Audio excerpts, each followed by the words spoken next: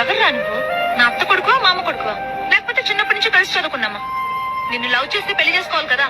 పెళ్లి చేసుకుంటే 50-60 సంవత్సరాలు కలిసి బతకాలి కదా. కలిసి జీవించేవాడి గురించి తెలుసుకోవద్దా?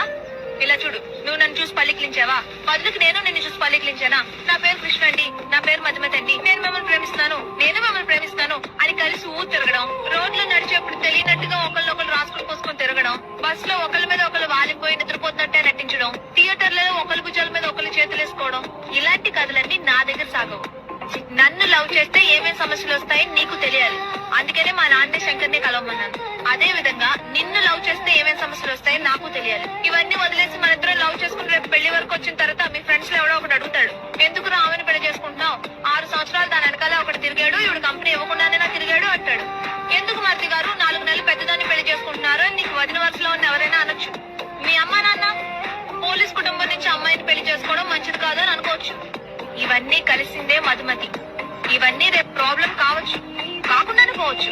సపోజ్ అయితే నువ్వు ఫేస్ చేయడానికి రెడీ అంటే లవ్ చేసుకుందాం, లేదా ఎవరి దారి వాళ్ళది. ఏమండి, మరి ఇన్నాళ్ళు మీరు నన్ను లవ్ చేయనే లేదా? ప్రాబ్లమ్స్ ఫేస్ చేయగలంటే లవ్ చేసుకుందాం.